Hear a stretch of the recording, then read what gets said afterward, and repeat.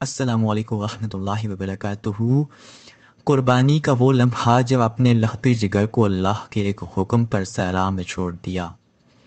سالوں کی دعاؤں کے بعد، دل کی تڑپ، آنکھوں کے آنسو اور امیدوں کے بر آنے کے بعد، حضرت ابراہیم علیہ السلام کی گود میں ایک نور آیا، جنہیں حضرت اسماعیل علیہ السلام کہتے ہیں۔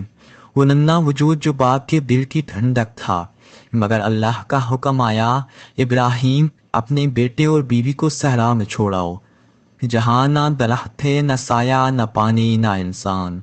وہ چلے، ہاتھ میں معصوم بچہ، ساتھ وہ عظیم بیوی حضرت حاجرہ علیہ السلام، دل میں خاموشی، چہرے پر سکوت۔ جب وہ وادی آئے جہاں سب کچھ سناٹا تھا، تو حضرت ابراہیم علیہ السلام نے کھجوریں اور پانی رکھا، پھر بنا کچھ بولے واپس پلٹنے لگے۔ تو حضرت حاجرہ علیہ السلام نے پکارا، پوچھا، اے ابراہیم، ہمیں کہاں چھوڑ کر جا رہے ہو؟ تو بالکل خاموشی۔ پھر انہوں نے فرمایا، کیا یہ اللہ کا حکم ہے؟ حضرت ابراہیم علیہ السلام نے ہاں میں سر ہلایا۔ تو حضرت حاجرہ علیہ السلام نے کہا، اگر یہ اللہ کا حکم ہے تو ہمیں کبھی ضائع نہیں کرے گا۔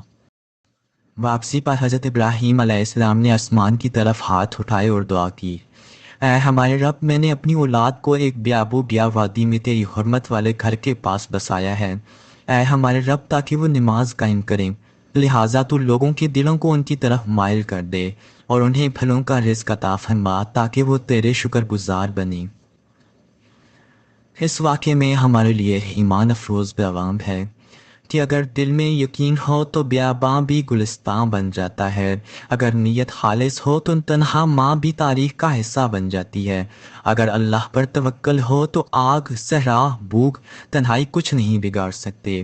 یہی ایمان ہے، یہی اطاعت ہے، اور یہی وہ مقام ہے جس پر اللہ اپنے بندوں کو دوست بناتا ہے۔ اب تک کے لیے صرف اتنا ہی۔ اللہ پاک سے دعا ہے کہ اللہ پاک ہمیں بھی ایسا ایمان اور ایسا توکل عطا فرمائے۔ آمین یا رب العالمین۔ اللہ نگہبان پیارے ساتھیوں۔